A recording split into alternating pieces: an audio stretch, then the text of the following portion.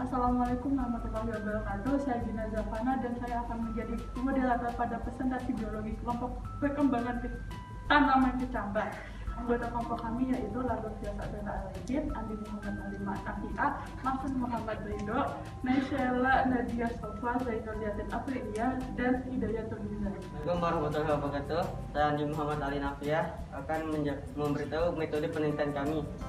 Yang pertama, tempat dan waktunya penelitian yaitu di sekolah mulai dari Senin 23 Agustus sampai Jumat 27 Agustus.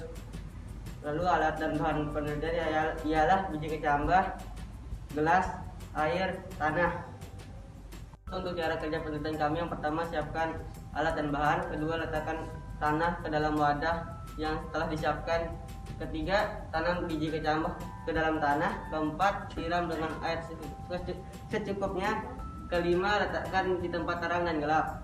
Lalu untuk kegiatan selama penelitian, yang pertama setiap pulang sekolah kami menyiram tanaman kecambah, lalu mengambil gambar, dan yang ketiga dan yang terakhir mengukur tanaman kecambah.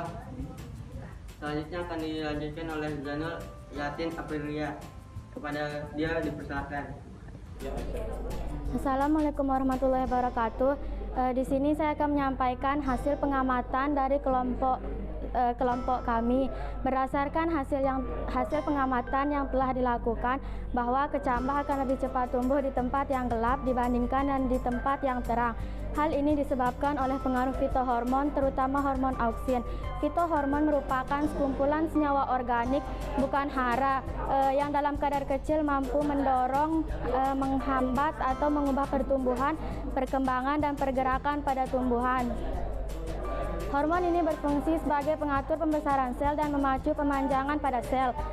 Hormon ini sangat peka terhadap cahaya, yang apabila terkena cahaya matahari, hormon ini akan terurai dan rusak, sehingga akan secara otomatis akan memperlambat dan menghambat pertumbuhan pada kecambah di tempat yang terang.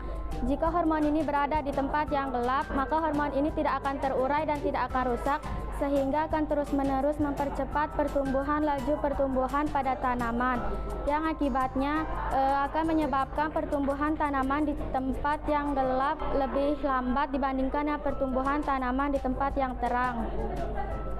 Yang akibatnya pertumbuhan tanaman di tempat yang gelap menyebabkan batangnya lebih pendek dibandingkan dengan tanaman yang berada di tempat yang terang.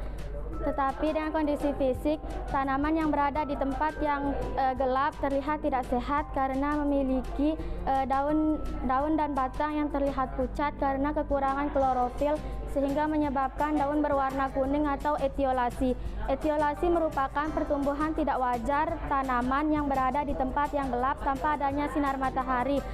Sedangkan jika tanaman berada di tempat yang terang, maka tanaman akan terlihat lebih sehat dan subur karena memiliki batang yang gemuk, daun terlihat segar dan hijau karena memiliki cukup klorofil.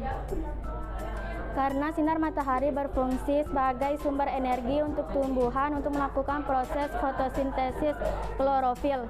Materi selanjutnya akan disampaikan oleh Hidayatul Mizan. Kepadanya dipersilahkan. Assalamualaikum warahmatullahi wabarakatuh. Saya Iza, saya akan menyampaikan kesimpulan dan kelompok kami. Jadi berdasarkan pengamatan dan penelitian, kami dapat simpulkan bahwa tanaman kecambah yang tidak terkena cahaya matahari atau di tempat gelap, dia lebih cepat tumbuh daripada tanaman kecambah yang terkena cahaya matahari. Tanaman kecambah yang terkena cahaya matahari warna daunnya hijau kecoklatan, sedangkan yang tidak terkena cahaya matahari warna daunnya kuning keemasan. Kecambah yang tidak terkena cahaya matahari atau gelap, dia batangnya lebih panjang daripada kecambah yang terkena cahaya matahari. Mungkin hanya itu kesimpulan yang dapat saya sampaikan. Assalamualaikum warahmatullahi wabarakatuh.